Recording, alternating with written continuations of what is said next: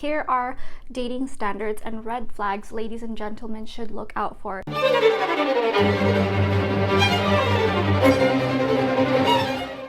This video is going to be a little bit different. I have some notes down of little things that I wrote and that just came to my mind, the top of my head. Here are some reasons why you should have high standards on a date. So I just want to preface this video by saying it's only downhill from here. You have to remember that dating, especially first few dates, you have to roll out the red carpet for someone, especially if you're interested in them, I should specify, because if you've ever had a good relationship with someone or had a long-lasting relationship with someone before that it just ended up that you guys didn't work out, you remember in the very beginning how you guys both tried. You used to put so much effort in the beginning, or used to try, now you don't, you kind of let yourself go. So remember that the first few dates are imperative when it comes to telling what their character is, because it just gets worse. It's only downhill from here. This is why we need to have standards.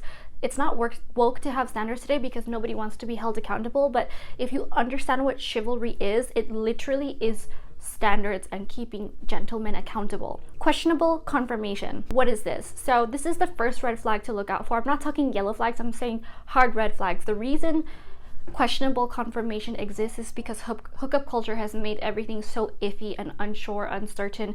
Everybody loses their backbone. So if someone is guessing like, hey, are we still meeting up today? Like if there's ambiguity that you're even gonna meet up on the day that you planned, that's not a good idea, because that person is not making you feel assured. You're not sure if you should show up to that place, because if you are meeting in public or you're not sure if that person's gonna pick you up, that means that person's not making you a priority and saying, I just want to remind you that today I'm gonna be there 6 p.m. You shouldn't have any types of doubts. You should not have ambiguity or any feeling like, are they actually going to pick me up today? That means they're not making you a priority. It also shows you that someone does not have the backbone, someone does not like to commit, doesn't really have values or a word of honor. So if they say that they're going to show up at this and this time at your place, or if you're going to meet up at a place and you're there and you don't know if they're going to show up at all, or you're afraid to show up because you're not 100% certain that they're even going to show up, you're just stuck there having coffee by yourself. Huge red flag. I had my 4-year anniversary with my husband just yesterday. I remember years ago how someone called 30 minutes before and they said,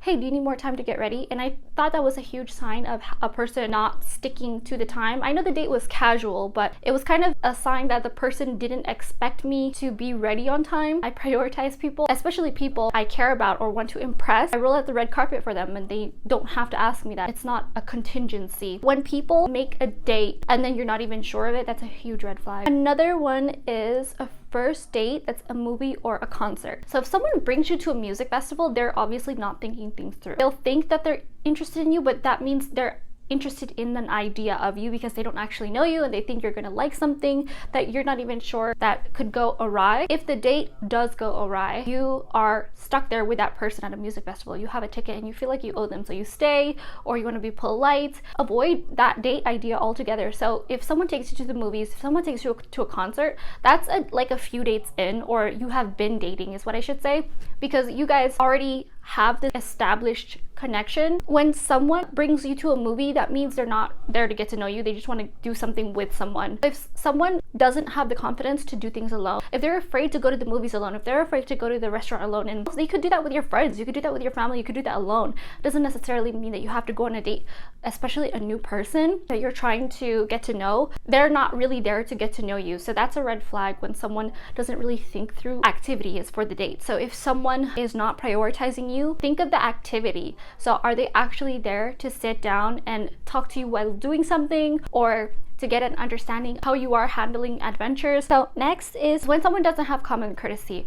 I have been on so many dates where people do not have courtesy, and it's more common than you think. People do not say excuse me, when they do not say thank you, when they do not say please, or are very polite in the way they speak, open the door for people. This is a huge red flag. If someone's trying to impress you and roll out the red carpet and they can't even do the bare minimum of having decent manners, or it's not even manners, forget that, it's decent consideration of other people around them, that's a huge issue. A thing that could be standing out to you negatively with common courtesy is that someone honks every single person and thinks that everyone else is the issue. If someone's like a really aggressive driver and blames everyone else or complains about everyone else, it's like the only common denominator of all these problems that you keep bumping into is you.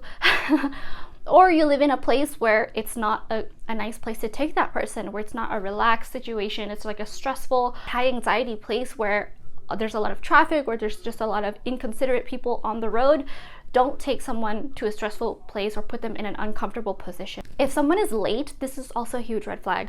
I understand that a minute or 2 minutes late, you can tell that they really sorted out planning ahead with traffic, planning ahead with parking in the right place. It's always better to be early on a date. The reason why it's important that someone is not late on a date is because it shows you that you are their priority, that they show up, they make it a point to be there for you and not waste your time. If they're 2 minutes late and they profusely apologize 5 minutes late, meaning what they're saying, and you can really feel that they plan to make it up to you, to have a good time on the date, or to just never be late again, or you keep dating that person and you find out, oh, this really was a one-off thing. Next is someone who pulls out their phone. So someone who pulls out their phone is a huge issue, and people don't think that it is. They have the privilege of your countenance. You being there all together is a huge deal. You moved time out of your schedule, both of you did, managed to show up, dress nice. At least I hope you put a lot of effort. I have a video on why men should dress up because of all the efforts that women do daily, even before dates, to maintain themselves. Related videos linked below. If someone pulls out your phone, this is a huge red flag. Why?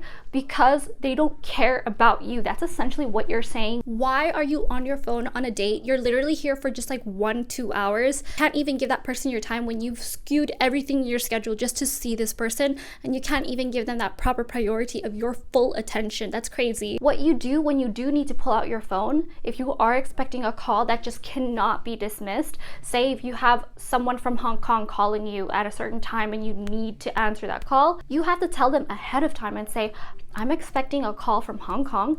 One of my clients is just going to briefly update me on something. I want to let you know in advance. So if my phone rings, I have to answer it specifically for Hong Kong. If it's not Hong Kong, obviously all my attention's on you. My phone's on do not disturb otherwise. So you have to make other people know that you are interested in them, that you are captivated with their countenance. If you're on a date with someone, if you had the gall, if you had the nerve to ask someone out and practice and stretch those communicative skills, this is the time to commit to that. So hard to get people's attention nowadays because there's 1,000 other things they could be doing. Next issue is someone complains too much. It doesn't just mean that they complain too much, but they share with you their problems even more specifically. If someone treats a date like a therapy session, that's a huge red flag to me because that shows that they're socially unaware of the fact that it's a date. I see this a lot. I remember I went on a date with a guy telling me like all of his history with his girlfriend, and I told him, can you please stop talking about this? Can you please stop talking about your ex? You bring up your ex a lot, which was already my first sign to say, I gotta go. I should have said something and just walked away, but I didn't because I was polite and I sat there and I don't know why I wasted my time to listen because I don't know, there were just so many red flags in that date in general. A lot of people are boys and they try to be grown men and they're not. You can be a grown man, but you are not a gentleman. So there could be someone who turns a date into a therapy session where they talk about their past and their mommy's issues and their kidney failure and their surgery and their whatever, how their parents abused them or how their childhood was this, blaming everything on their parents. If someone, oh, that's another one. If someone blames their parents for everything, just avoid that person altogether, whether they're a date, whether they're a friend, whether they're an acquaintance or someone who is trying to be closer with you in any type of way. Avoid this person. The reason being, the world is full of problems. This means they have this negative mindset where they see the world as a bunch of problems and it's never going to be solved, and they never work on themselves usually. They're typically the kind of person who they just vent and they want to complain and they want to be bitter or negative. So this kind of person is one to avoid all around. It doesn't matter whether you're dating them, whether they're a coworker, you just want to get away from this person because they're never going to change. Or if they do change, it's definitely not going to be with you because I don't want you to encourage or enable this kind of behavior. I don't know why I didn't have an outro, but subscribe for part 2. It's coming out really soon. Click the bell so you get a notification. I hope this helps.